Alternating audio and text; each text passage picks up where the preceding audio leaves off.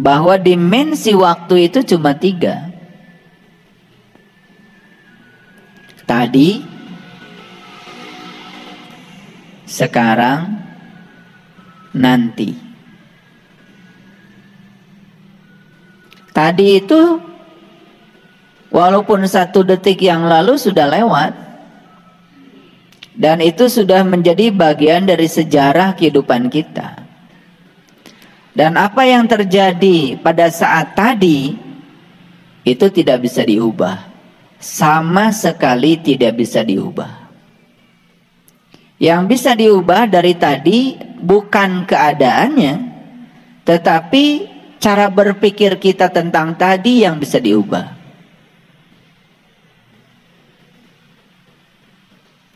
Dan untuk apa tadi itu? Tadi itu tujuannya cuma 1. Memberikan pelajaran. Jadi tadi itu adalah pusat pelajaran, sedangkan nanti itu adalah pusatnya segala harapan. Dan kita bisa mengukir nanti menjadi lebih baik dari tadi kalau saat ini, sekarang kita melakukan sesuatu yang berarti. Makanya orang yang tidak pernah belajar dari tadi, dia melakukan tindakan saat ini tanpa refleksi dari tadi, ya jangan kecil hati kalau nanti sama dengan tadi. Itu yang disebut dengan orang yang rugi. Orang yang sama keadaannya hari ini dengan hari kemarin, itu adalah orang yang sangat merugi di dalam kehidupannya. Apalagi orang-orang yang saat ini lebih buruk dari yang kemarin. Jadi seharusnya manusia ini memiliki keistimewaan dalam hal fasilitas hidup, harusnya memiliki kesadaran yang istimewa dibandingkan dengan makhluk yang lain. Para sahabat,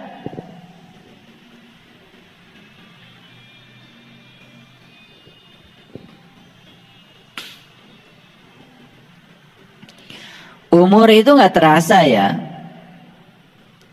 10 tahun, 20 tahun, 30 tahun, 40 tahun, 50 tahun. Tahu-tahu kita sudah menjadi generasi gogo.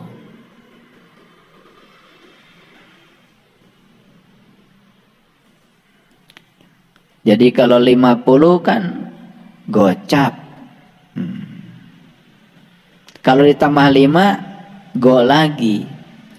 Makanya go ini kan awalan untuk menyebut gope, gocap, goban, itu semua kepala 5.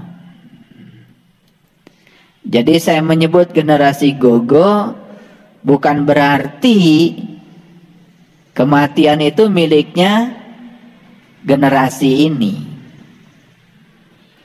Tetapi secara umum, ya generasi ini nih yang sangat rawan. Jadi kalau usia sudah gogo, gocap go, nah di atas 55, itu sudah masuk ruang tunggu untuk mendapatkan last call for departure. Jadi ini harus sadar bahwa kita sudah di ruang tunggu.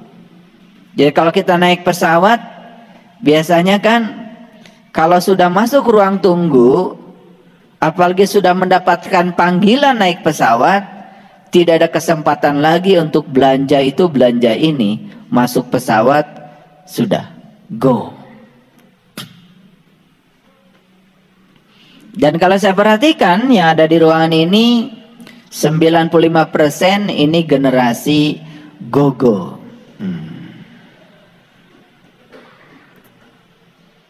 Jadi sudah di ruang tunggu. Sebentar lagi akan mendapatkan panggilan terakhir. Last call for departure. Untuk pulang kampung. Entah pesawatnya Devil Airline, entah pesawatnya Heaven Airline, nggak tahu. Karena jenis pesawat yang akan membawa kita pulang kampung, tentu saja, apakah bintang 2, apakah bintang 3, apakah bintang 4 atau bintang 5, sangat bergantung kepada cara hidup kita. Jadi kalau cara hidupnya sembrono, gak karu-karuan, tidak mempersiapkan diri untuk menuju itu, ya jangan kecil hati. Kalau pesawat yang akan membawa kita Devil Airline.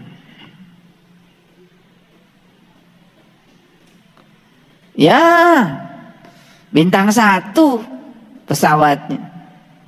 Karena bintangnya juga cuma 1. Makanya bintang ini kan menjadi lambang kepangkatan. Kalau jenderal itu bintang 4. Kalau letnan jenderal itu kan bintang 3. Majen bintang 2. Brigjen bintang 1. Nah di bawah itu belum jadi bintang. Nah kenapa bintang ini menjadi lambang kepangkatan? Karena bintang ini juga menjadi lambang spiritual. Nabi Ibrahim juga pertama kali ingin mencapai alam-alam yang tinggi, yang beliau saksikan kan bintang. Setelah itu bulan, setelah itu matahari. Dan matahari itu sebetulnya termasuk kelompok bintang. Matahari itu bintang loh. Kenapa diberi nama matahari? Ya karena dekat dengan bumi. Yang sebangsa matahari itu banyak sekali, cuman jauh letaknya. Karena saking jauhnya, jaraknya tanpa batas, maka cahaya menuju bumi ini itu perlu waktu yang lama.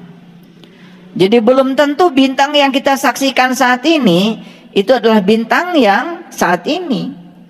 Itu mungkin bintang jutaan tahun yang lalu baru kita saksikan saat ini. Karena perjalanan cahaya dari tempat bintang ke bumi ini kan perlu waktu. Saking jauhnya jarak antara bintang dengan bumi, terkadang kita menggunakan, tidak cukup menggunakan kilometer, tetapi menggunakan tahun cahaya. Karena cahaya itu ya memiliki kecepatan 300 juta meter per detik. Jadi 1 detik cahaya bisa menempuh jarak 300 juta meter. Kebayang? Cahaya itu larinya 1 detik saja sudah 300 juta meter. Nah sekarang kalau 1 tahun coba berapa triliun juta meter. Nah saking besarnya maka ordenya tidak cukup menggunakan meter, apalagi kilometer, megameter tidak cukup. Maka menggunakan tahun cahaya saking jauhnya. Itu baru cahaya loh. Bagaimana cahaya di atas cahaya? Bermain di dimensi cahaya saja sudah sedemikian ya, luar biasanya. Bagaimana kita bermain di dimensi cahaya di atas cahaya? Nurun ala nurin. Kalau cahaya majasi ini setiap orang bisa menikmatinya. Tapi nurun ala nurin yahdillahu linurihi mayyasa. Hanya orang-orang tertentu saja yang dibimbing Allah menuju cahaya itu. Siapa yang dibimbing Allah menuju nurun ala nurin itu? Ya tentu saja mereka yang punya kehendak. Maka mereka yang punya kehendak mencapai alam-alam yang tinggi, ya dia akan menyaksikan bintang, menyaksikan bulan, menyaksikan matahari. Dan matahari kan bintang juga. Jadi kalau di lagu Lir-Lir itu ya ada ya penekno blimbing kui. Jadi kita ini harus memanjat pohon blimbing. Nah, pohon blimbing yang harus dipanjat tentu saja bukan pohon blimbing yang ditanam di bumi ini. Dan kita harus memanjat ketinggian sebetulnya, memanjat alam-alam yang tinggi. Nah, kenapa? Untuk apa itu? Ya supaya saat kita memasuki ruang tunggu, semoga kita dapat panggilan untuk naik pesawat yang bintang 7 lah, untuk pergi ke kampung halaman kita. Dan di situ kita akan kita lihat kesuksesan seseorang pada saat hidup bisa dilihat salah satunya ketika dia meninggal. Dan hanya manusia yang bisa meninggal. Tidak ada kucing mati. Kenapa tuh kucing? Barusan saja kucing saya meninggal. Anjing mati tidak pernah dibilang anjing meninggal. Kenapa? Kenapa meninggal itu hanya untuk manusia? Karena manusialah yang banyak meninggalkan sesuatu pada saat kematiannya. Ada yang meninggalkan kesedihan, ada yang meninggalkan kegembiraan, ada yang meninggalkan konflik, ada yang meninggalkan warisan untuk jadi konflik juga.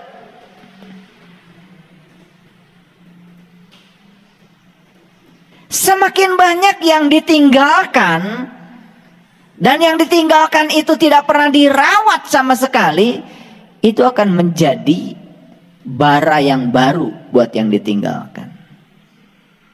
Makanya banyak ya seseorang yang meninggalkan warisan yang anaknya asalnya akur pada saat dia hidup. Ketika dia meninggal, anaknya rebutan warisan, terjadi konflik yang hebat, persaudaraan tidak penting lagi. Karena orientasinya adalah uang dan warisan, apa yang terjadi? Sudah meninggalkan bara. Makanya hanya manusia yang bisa meninggal. Karena manusia banyak meninggalkan sesuatu. Mending meninggalkan kegembiraan. Ini meninggalkan kesedihan. Pertanyaan yang paling dasar bagi kita, kita mau meninggalkan apa? Mau meninggalkan apa kita meninggal? Itu pertanyaan yang harus dijawab. Mau bikin sejarah apa di kehidupan ini? Hitler meninggal. Meninggalkan apa? Meninggalkan nama dalam sejarah. Harumkah namanya? Pahitkah namanya?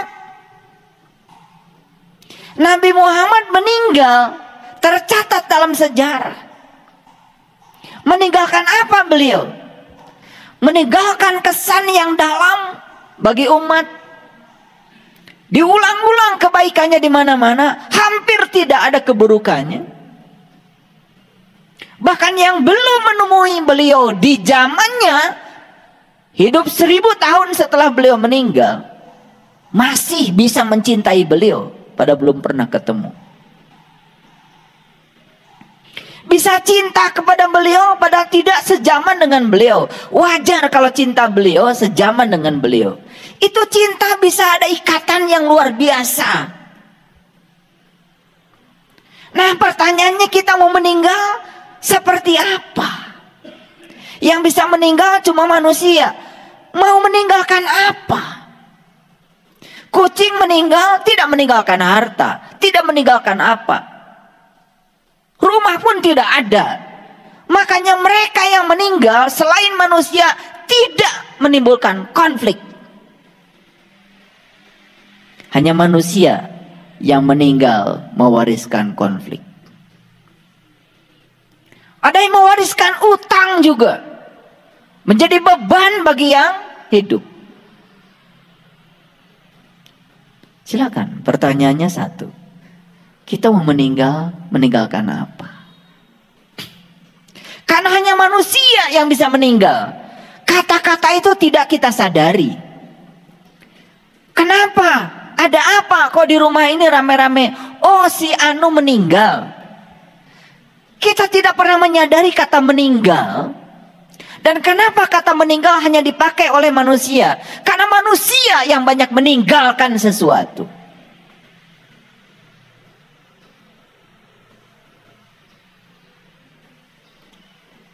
Ini penting untuk saya sampaikan.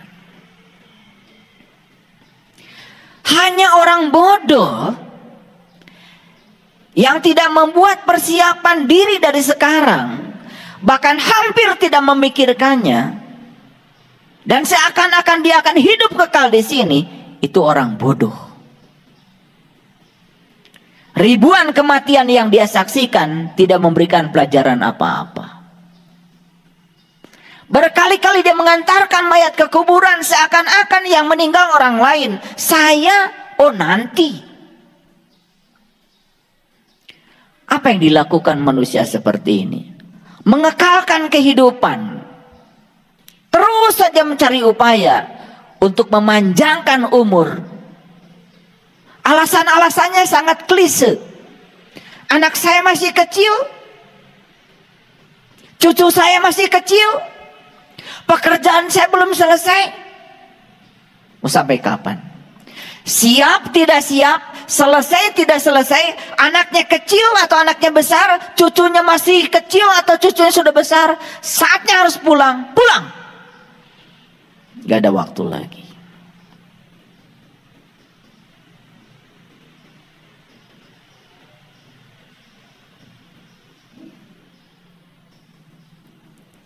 Coba perhatikan, apabila kita mau pergi liburan, pasti sudah ditentukan. Liburannya kemana, tujuannya mana, sudah ditentukan. Berapa lama di sana, sudah ditentukan. Berapa biaya yang dibutuhkan di sana, kita siapkan. Mau ke Bali kek, mau ke Eropa kek, mau kemana? Pasti persiapan. Tapi ada nggak sekarang orang sibuk mempersiapkan untuk sebuah kepastian yang bernama kematian? Beda persiapannya. Untuk liburan apa saja dibawa, apapun dipersiapkan. Tapi untuk kematian jarang orang menyiapkan. Bahkan terpedaya oleh calo-calo yang sering menawarkan sesuatu yang dia sendiri belum tahu.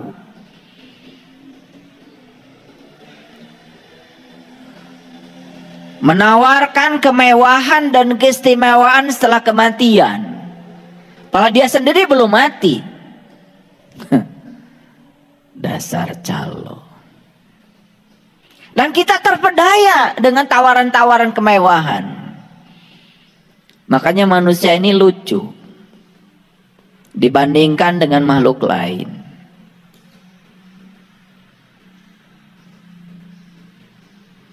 Pohon nangka di rumah saya setiap berbuah memberikan nangka.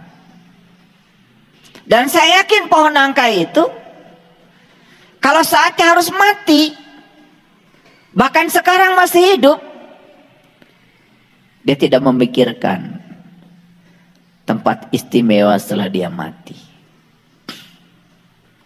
Yang suka memikirkan tempat istimewa setelah mati cuma manusia. Makanya dikit-dikit dikaitkan dengan nanti, dikit-dikit dikaitkan dengan nanti. Terus berfokus kepada tempat istimewa itu. Dan banyak yang menjanjikannya. Bahkan rela memberi tiket untuk membeli tempat istimewa itu. Yang orang yang menawarkannya pun belum pernah ke sana. Betul?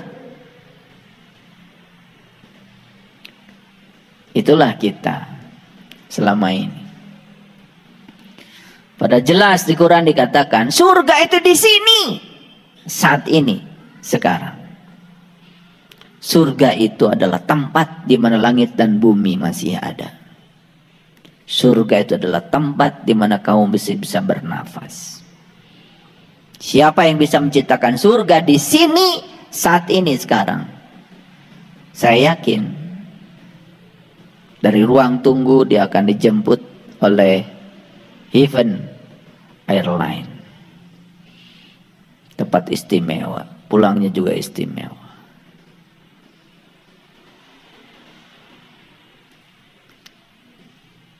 Pernahkah kita memikirkan, nanti kalau saya mati tempat yang dituju apa?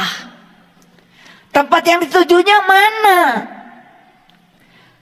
Lalu apa bekal saya untuk di sana? Berapa lama saya di sana? Pernah nggak ada yang bertanya begitu? Pertanyaan itu hanya untuk liburan saja. Pertanyaan untuk itu hampir tidak ada. Hampir tidak ada. Makanya ada 3 pandangan manusia tentang kematian. Pandangan yang pertama, ada yang mengatakan, ya sudah, kalau sudah mati ya berakhir sampai di sini. Ada yang punya keyakinan seperti itu. Boleh? Ya boleh saja, nggak usah usil. Ada yang punya keyakinan bahwa setelah mati memasuki masa tunggu dan kemudian lahir kembali. Dan kesadaran terakhir saat dia mati akan menjadi kesadaran awal saat dia hidup. Ada. Karena dia memandang bahwa kehidupan ini adalah siklus. Boleh? Ya boleh saja. Nggak ada yang larang kok.